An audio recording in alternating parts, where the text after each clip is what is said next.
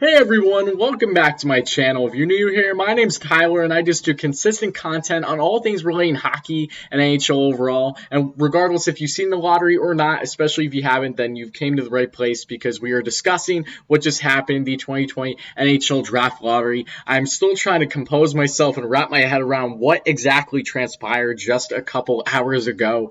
Truly baffling. It's really hard to put into words exactly all that happened, but that is what I'm going to do for you right now. I'm going to break down everything that just happened in the draft lottery and what is going to happen going forward as we all know the results. So without further ado, let's get right into it.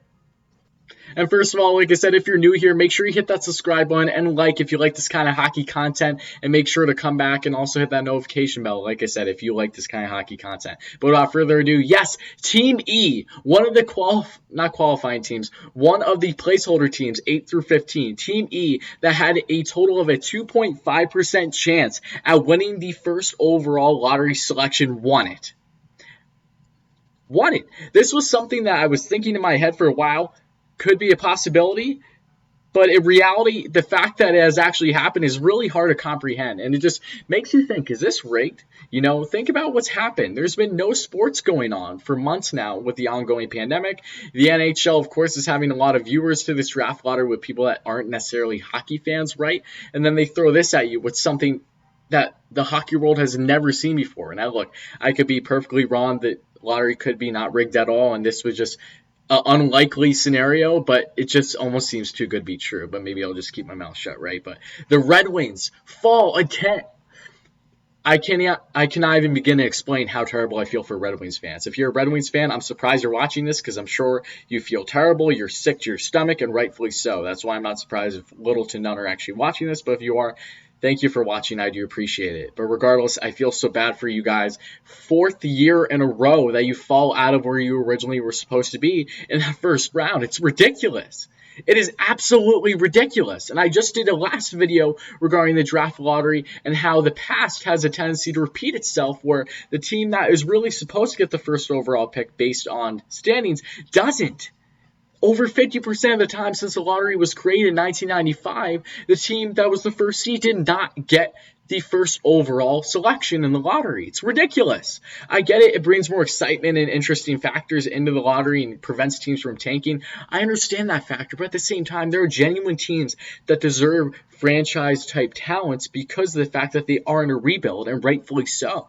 So when it comes to Red Wings, I feel terrible, and the Senators fall from their original pick, not the pick that they acquired in the Erik Karlsson trade, their own first-round pick, moved from second to fifth, and then you have the Kings that move up fourth to second. And even though that's really good for them, you could tell Luc Robitaille wasn't too happy, realizing he wasn't getting the first overall pick. But hey, at least he's getting second, so whether that be the likes of Tim Stützle or Quinn Byfield, you can't go wrong either way, right? But that leads me to this. These are all the teams, as you know by now, are playing in the qualifying rounds, and whichever team loses in these qualifying rounds has an equal 12.5% chance of winning that first overall pick. And as you see here, I have these little stars when it comes to the Devils and Coyotes and these others, because this has to do with the conditions from the trades that they've had, because these are a lot of teams that have traded their first round picks but can get them back when it comes to the lottery. So when you come to the Devils and Coyotes, obviously that was from the trade with Taylor Hall going to the Coyotes way before the trade deadline, months before that actually. And the stipulation was that the Coyotes get a lottery pick, so if they get that first overall selection, that is theirs, and then they will send a first round pick next year instead of the Devils. Same thing with the Canucks, but if the Canucks don't make playoffs instead, they will then have to keep that first overall pick, and then they will send the Devils a 2021 first as well. So the Devils, a lose-lose situation overall. They don't have a chance of getting the first overall pick either way. And then the Senators and the Islanders, another lose-lose situation for the Senators that really got hit hard, unfortunately. I know that they still have good picks, but obviously they were hoping for first and second overall, right? But when it comes to the Sens and the Islanders and the J.G. Pageau trade at the trade deadline, if the Islanders do not make playoffs, and if they win that first overall pick, that is their first overall pick then, instead of the first overall pick they originally sent in the Pageau trade, they will instead send a 2021 first as well. Then this is where things get very interesting. Now, originally the mindset was, if say there were two placeholder teams that won 2 lottery picks, and both the Hurricanes and the Toronto Maple Leafs lost in their qualifying rounds and won those lottery picks, the Rangers will then, of course, acquire the pick by the Canes, and then the Leafs would keep theirs, and the Canes would end up with no first-round picks.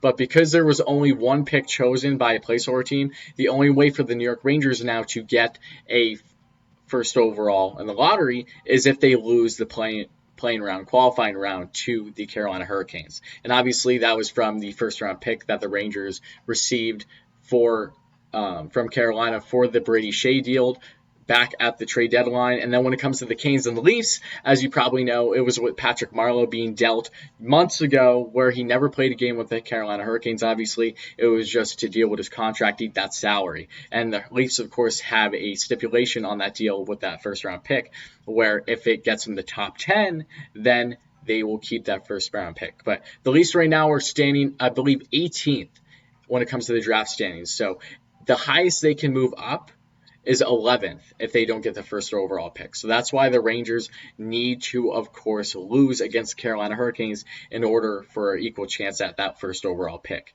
And then when it comes to the Wild and the Penguins, this was from the Jason Zucker trade, of course, where Jason Zucker was traded to the Penguins around the trade deadline, and in return, the Penguins sent a prospect and, of course, their first round pick. But the stipulation was if the Penguins don't make playoffs, so if say they lose to Montreal for whatever reason in the qualifying round, they will get that first round pick back, especially if it becomes the lottery pick. So crazy scenarios, but as a Rangers fan, I'm so excited. I am so unbelievably excited knowing the Rangers have a possible shot at a lottery pick, but they do need to lose, of course. So yes, am I rooting for them to lose? Of course I am. But at the same time, am I going to be upset if they say advance in the playoffs? No, I think that's going to be great for them and their youth and their experience overall.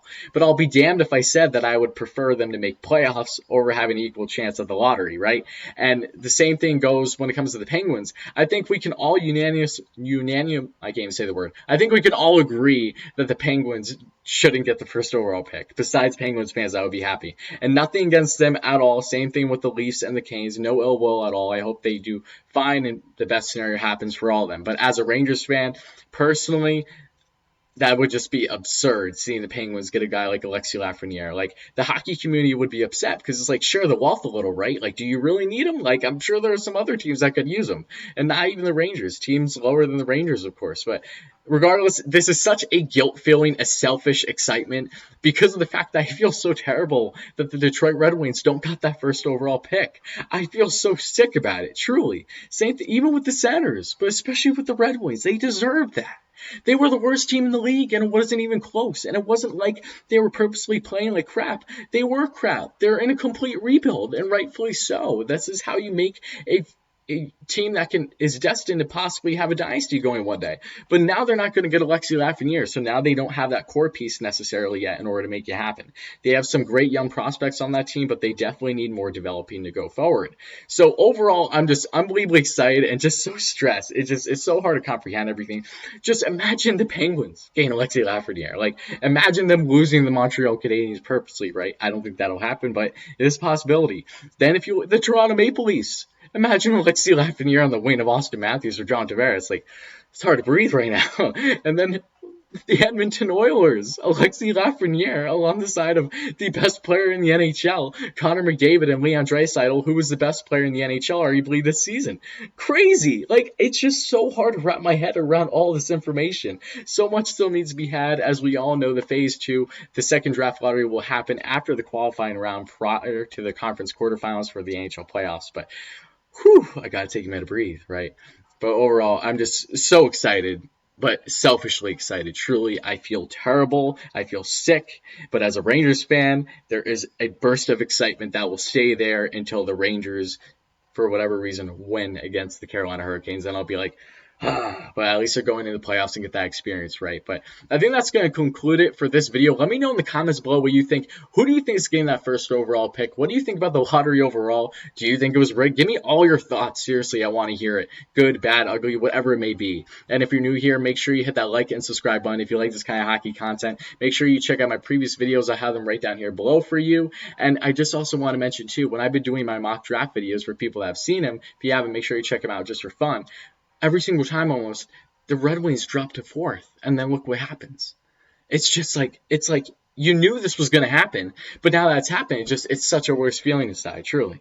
Like, I got to cut off here, and I'm sorry, people. I'm normally back in a day or two, but I am going on vacation, so by the time I post this video, I might already be there. So I'm going to be gone at least a week, but I really hope that you stay and subscribe and all those great things. And if for whatever reason something drastic in the NHL happens during that time, then I will of course do an emergency video. But besides that, I'm going to try to hold off for the next week. But with all those things being said, again, thank you all guys so much, and I'll be back in a little bit.